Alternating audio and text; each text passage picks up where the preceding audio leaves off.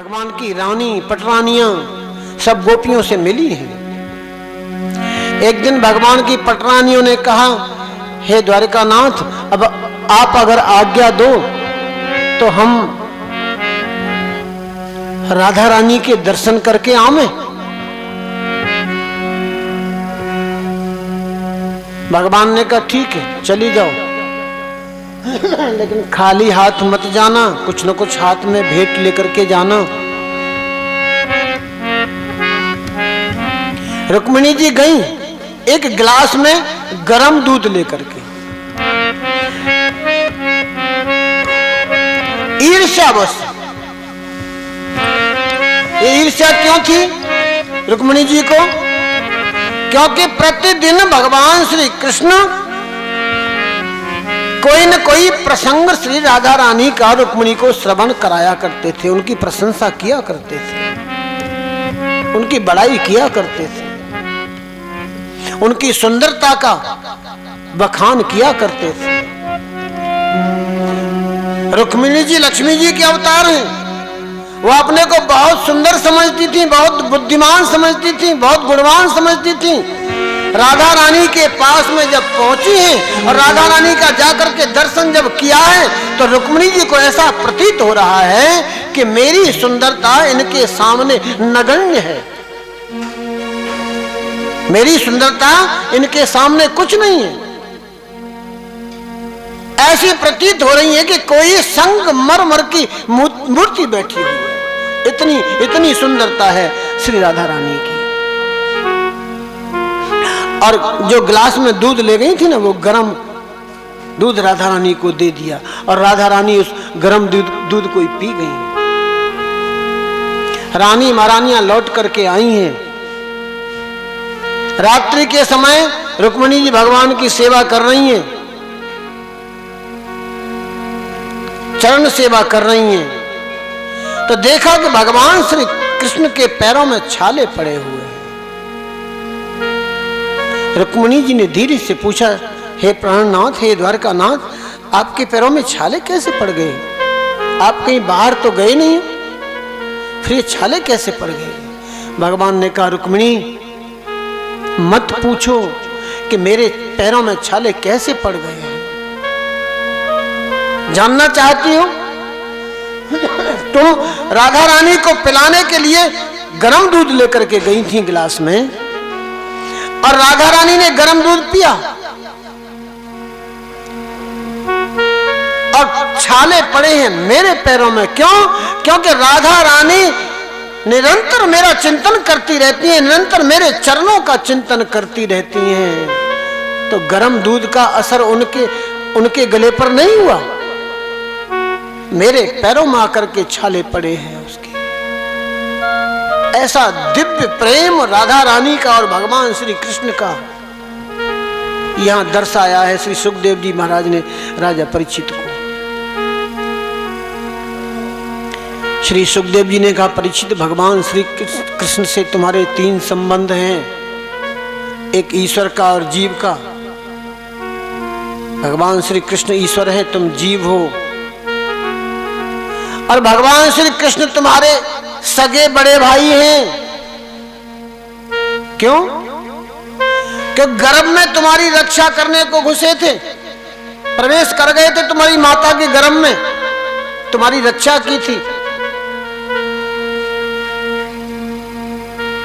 पहले श्री कृष्ण निकल करके आए हैं गर्भ से, तुम बाद में निकल करके आए हो, इसलिए तुम्हारे सगे बड़े भाई भी हैं। भगवान तीसरा संबंध, भगवान श्री कृष्ण की जो बहन थी सुभद्रा, वो तुम्हारी दादी थी। ये भगवान से तुम्हारे तीन संबंध हैं।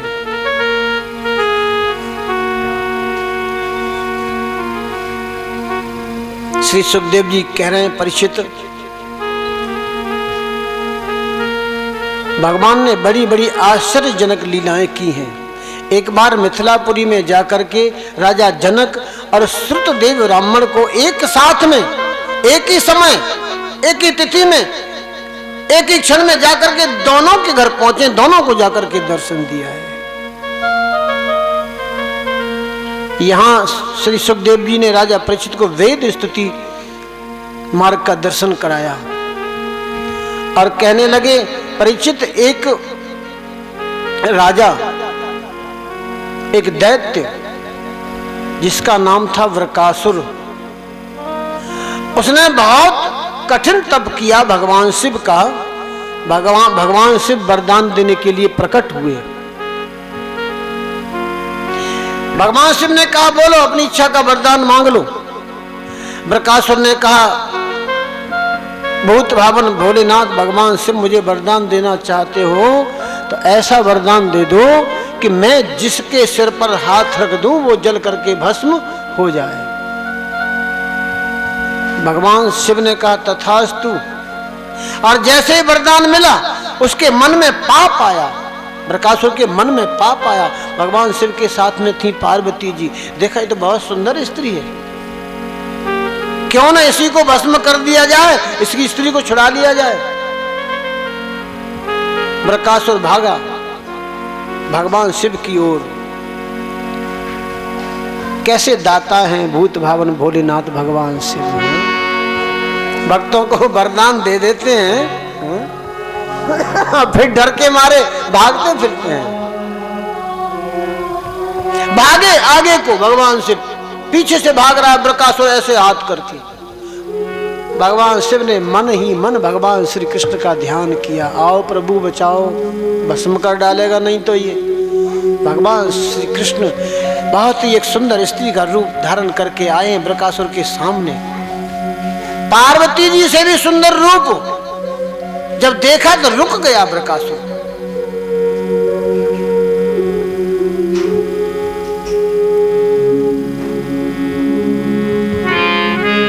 भगवान श्री कृष्ण बोले, क्या हो रहा है ये? अरे मुझे वरदान मिला है। कैसा वरदान? शिव ने वरदान दिया है, भगवान शिव ने वरदान दिया है। किसके चक्कर में पड़ गए तुम वृकासुर? अरे वो शमशान में रहने वाला, भभूत लपेटने वाला, वो वरदान देना क्या जाने? क्या वरदान दिया है? मैं जिसके सिर पर हाथ रख दूंगा वही भस्म हो जाएगा। अच्छा, बहुत बड़ी कठिन तपस्या की है तुमने, तुम तो बहुत बड़े वीर हो। कि हाँ मैं बहुत बड़ा वीर हूं। अच्छा, बहुत बड़े वीर हो, सब काम जानते हो, सब काम कर लेते हो? हाँ सब काम कर लेता हूं, कुछ भी करवा लो, कोई भी काम मैंने बाकी नहीं छोड़ा। अच्छा, नाचना जानते हो, नृत्य करना जानते हो? वृकासुर बोला, यही काम नहीं आता, सीखोगे? हाँ सिखा दो। भगवान श्री कृष्ण नृत्य करने लगे हैं। तो नृत्य की मुद्राएं होती हैं, हाथ और पैरों से मुद्राएं दर्शाई जाती हैं। कभी हाथ ऐसे जाता है, कभी हाथ ऐसे जाता है, कभी हाथ ऐसे जाएगा, कभी हाथ ऐसे जाएगा। नृत्य की मुद्रा में एक मुद्रा ये भी है कि हाथ ऐसे ऊपर भी आता है। भगवान श्री कृष्ण नृत्य सिखा रहे हैं और भगवान श्री कृष्ण ने हाथ ऐसे ऊपर किया तो वृकासुर ने भी हाथ ऐसे ऊपर किया। ऐसे हाथ ऊपर जब किया तो जल करके भस्म। बोलिए द्वारका नाथ भगवान की जय। श्रीमद् भागवत महापट पर बड़े बड़े ऋषि मुनि एकत्रित थे। उन ऋषियों की सभा में एक विवाद हो गया। क्या विवाद हुआ कि ब्रह्मा विष्णु महेश इन तीनों देवताओं में सबसे बड़े देवता कौन से हैं? और इसका निर्णय करने के लिए ब्रह्मा जी के पुत्र हैं भृगु जी, भृगु जी को चुना कि भृगु जी आप ये परीक्षा करके आओ तीनों देवताओं की कि तीनों में से कौन बड़ा है। त्रिदेवों की परीक्षा। भृगु जी सर्वप्रथम सबसे पहले अपने पिताजी की सभा में पहुंचे। भृगु जी ने कोई प्रणाम नहीं किया, कोई आदर नहीं किया, कोई सत्कार नहीं किया। ब्रह्मा जी ने देखा कि मेरा पुत्र है, मेरे सामने आया है, न इसने कोई वंदन किया, न कोई नमन किया, न कोई प्रणाम किया। ब्रह्मा जी क्रोधित हुए हैं। माता सरस्वती ने समझाया, कोई बात नहीं, आपका पुत्र ही तो है, यहां से भगवान शिव के पास पहुंचे हैं। भगवान शिव ने जाना कि मेरे भाई आए हैं, तो अपनी भुजाएं फैला दी आलिंगन करने के लिए, आइए आइए। लेकिन कोई स्वागत भृगु जी ने नहीं किया। स्वागत नहीं किया तो भगवान शिव क्रोध में तिल मिला गए, त्रिशूल उठा करके मारने को दौड़े, रोक लिया पार्वती जी ने, नहीं मारने दिया। यहां से भृगु जी सीधे पहुंचे हैं क्षीर सागर में। क्षीर सागर में पहुंचे हैं, वहां विष्णु नारायण शेषनाग की सैया पर विश्राम कर रहे थे। माता लक्ष्मी जी उनके चरण सेवा कर रही है, चरण दबा रही है।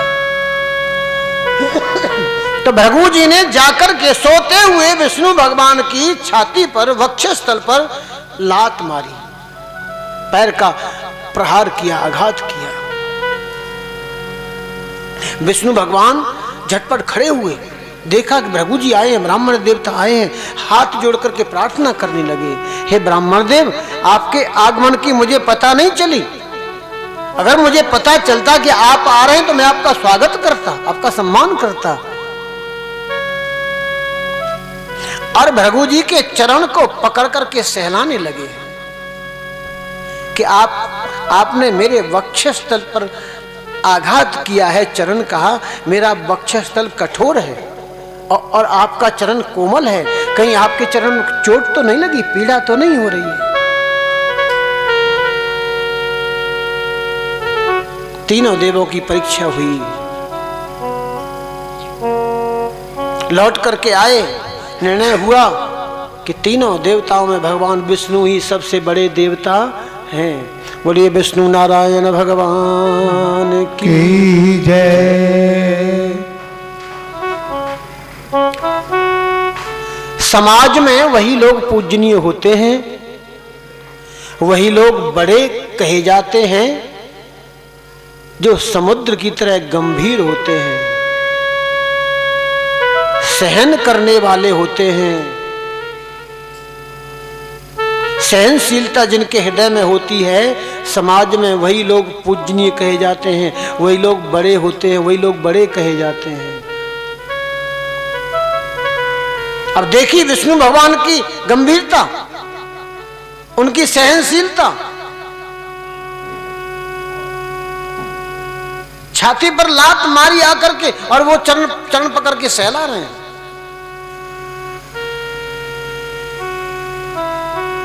ये बहुत कम व्यक्तियों के हृदय में पाए जाते हैं ये गुण, कि कोई गाली दे जाए, कोई कुछ कह जाए, इस कान से सुनी इस कान से निकाल दी, कोई गौर ही नहीं करते, ध्यान ही नहीं देते। अब शब्दों का कोई प्रयोग कर जाए,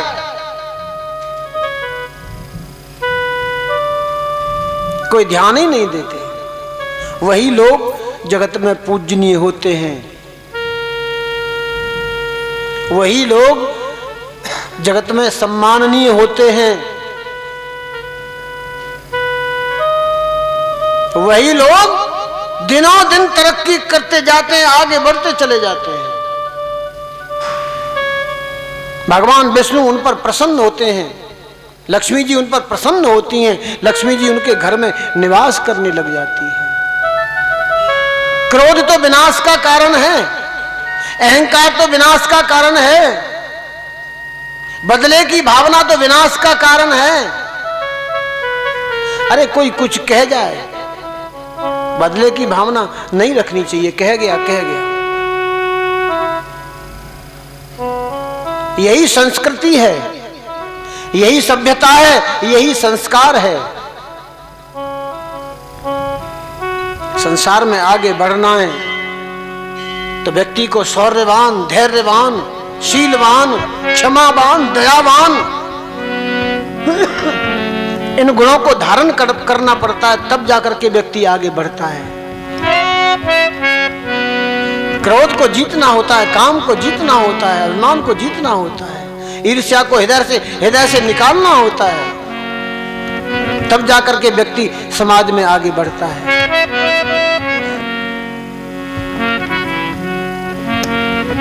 श्री सुखदेव जी कह रहे हैं, परीक्षित द्वारका में एक ब्राह्मण रहते थे, उनके 9 बच्चे हुए और 9 बच्चे गर्भगृह से गायब हो जाते हैं। 10वां बालक होने वाला है तो वो ब्राह्मण देवता सुधर्मा सभा की ड्योढ़ियों पर आकर के रोने लगे हैं कि यहां श्री कृष्ण और बलराम निवास करते हैं, वसुदेव जी निवास करते हैं, महाराज उग्रसेन निवास करते हैं और एक ब्राह्मण के बालकों की रक्षा नहीं कर सकते। तो काहे के भगवान है, काहे के द्वारकानाथ है। अर्जुन वहां खड़े हुए थे, अर्जुन इस बात को सहन नहीं कर पाए। अर्जुन ने कहा क्या बात है ब्राह्मण देवता, पूरा प्रसंग सुनाया। अच्छा मैं वचन देता हूं, आपके बालक की रक्षा अब की बार मैं करूंगा। अगर आपके बालक की मैं रक्षा नहीं कर सका तो मैं आपको वचन देता हूं, मैं अग्नि में चिता में जल करके भस्म हो जाऊंगा। 10वां बालक हुआ। अर्जुन ने गर्भ कक्ष को बाणों से ढक दिया था कि देखें कैसे बालक गायब होता है। इतनी सुरक्षा के पश्चात भी वह बालक गर्भ कक्ष से गायब हो जाता है। पूर्व प्रतिज्ञा के अनुसार अर्जुन चिता में जलना चाहते हैं।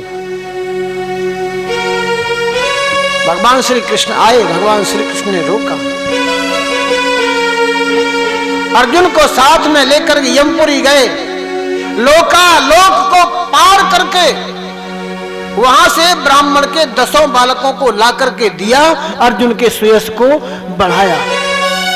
भगवान अपने भक्त के यश को बढ़ाते हैं।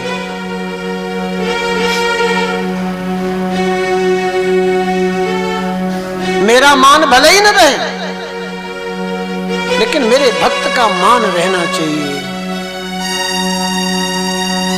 ऐसा स्वभाव है भगवान का।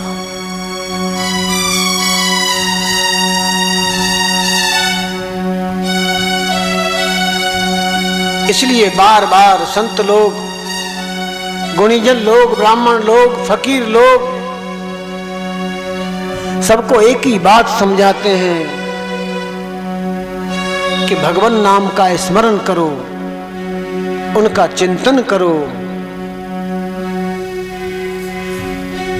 राम नाम के हीरे मोती गली गली, ले लो रे कोई राम का प्यारा, सुर मचाऊं गली गली, मैं सुर मचाऊं गली गली। राम नाम के हीरे मोती मैं बिखराऊं गली गली, ले लो रे कोई राम का प्यारा, सुर मचाऊं गली गली, सुर मचाऊं गली गली, सुर मचाऊं गली गली।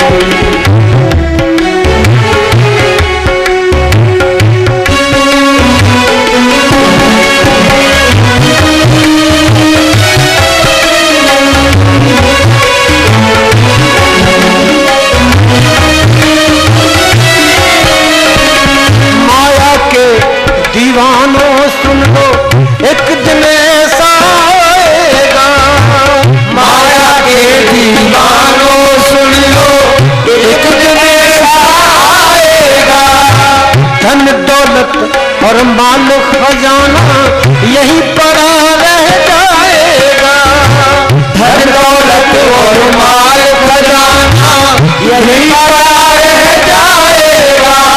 ये सुंदर काया मिट्टी होगी, सुंदर काया मिट्टी होगी, चर्चा होगी गली गली, सुंदर काया मिट्टी होगी, चर्चा होगी गली गली।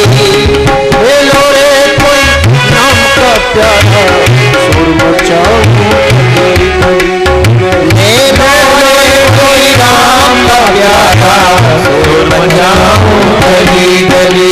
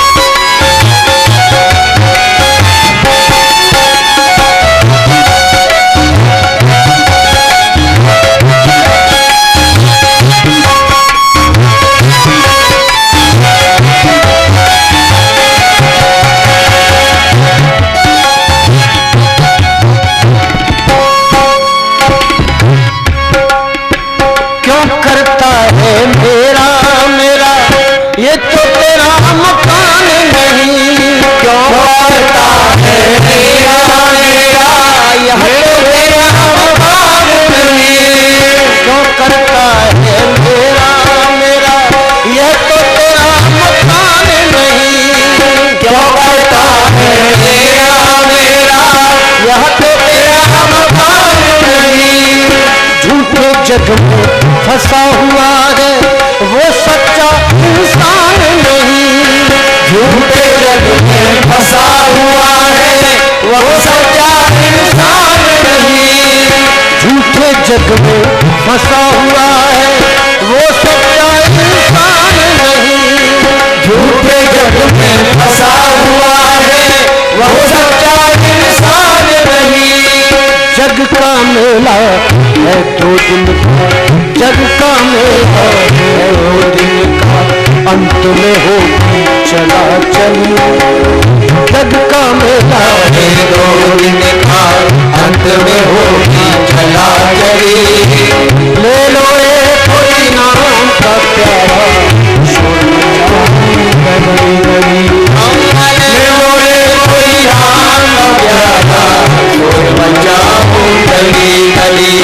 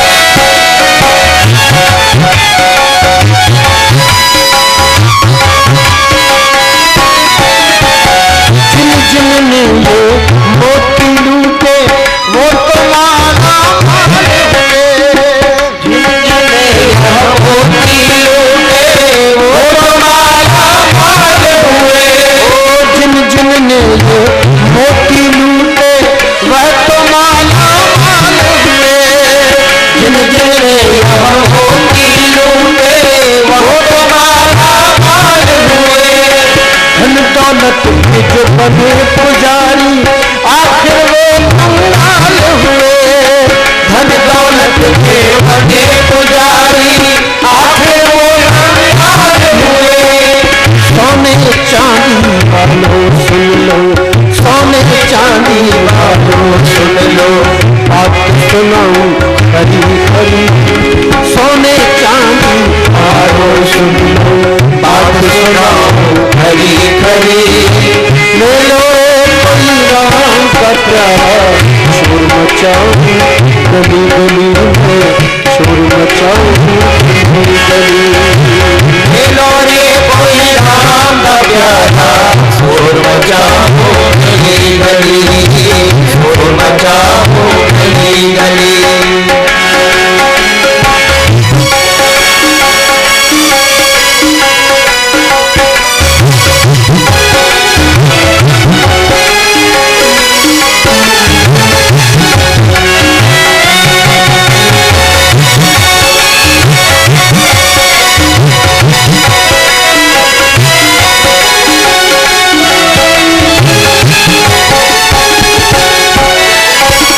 दुनिया को कब तक पकड़े अपनी कहता जाएगा। दुनिया को कब तक अपनी कहता जाएगा। दुनिया को कब तक पकड़े अपनी कहता जाएगा। दुनिया को कब तक पकड़े अपनी कहता जाएगा। ईश्वर को क्यों भूल रहा है फिर पीछे पछताएगा। ईश्वर को भूल रहा है फिर पीछे पछताएगा। और 2 दिन का ये चमन खिला है, 2 दिन का ये चमन खिला है, अंत में होगी चला चली। 2 दिन का ये चमन खिला है, अंत में होगी चला चली। ले लो राम का प्यारा शोर मचाऊं गली गली में, शोर मचाऊं गली गली। कोई राम का प्यारा शोर मचाओ गली गली। शोर मचाओ गली गली। राम नाम के हीरे मोती, राम नाम के हीरे मोती, मैं बिखरा हूं गली गली।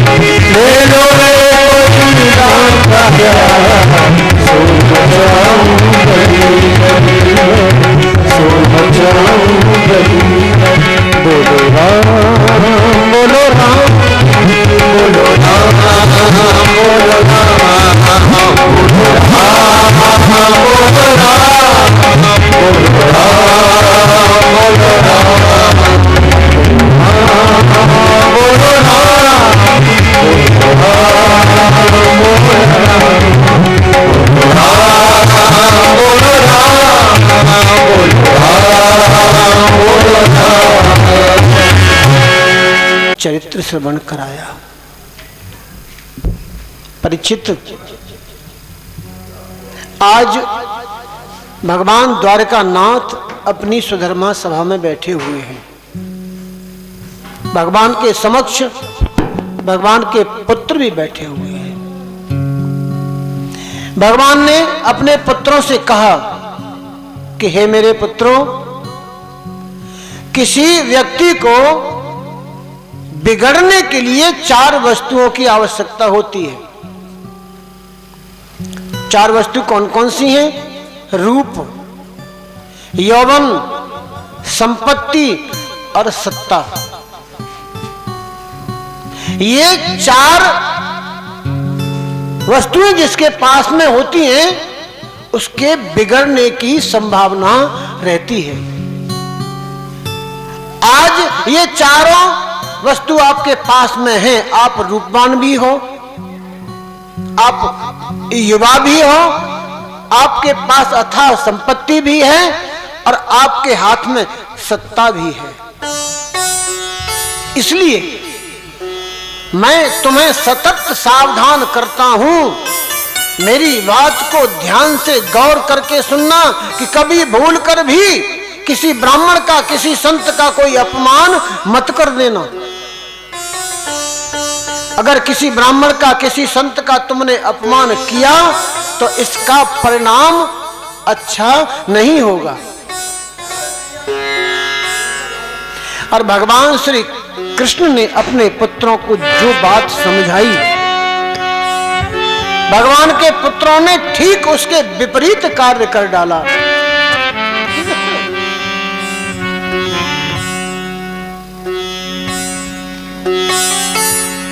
प्रवास क्षेत्र में बड़े बड़े ऋषि मुनि, विश्वामित्र, वशिष्ठ, वामदेव, नारद, अंगिरा, कश्यप, ऐसे ऐसे ऋषि मुनि ठहरे हुए थे।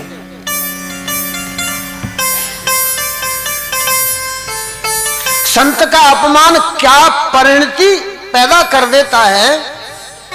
परीक्षित,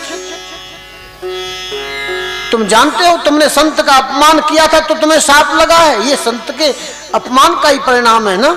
और दूसरा, यहां देखो, संत का अपमान, द्वारकानाथ के जो पुत्र हैं वो विचार कर रहे हैं कि पिताजी बार बार समझाते हैं, पिताजी बार बार एक बात कहते हैं, कभी संतों का अपमान मत करना, किसी किसी ब्राह्मण का अपमान मत करना। चलो आज संतों की परीक्षा कर लेते हैं, देखें तो सही इन ब्राह्मणों में ऐसा क्या है।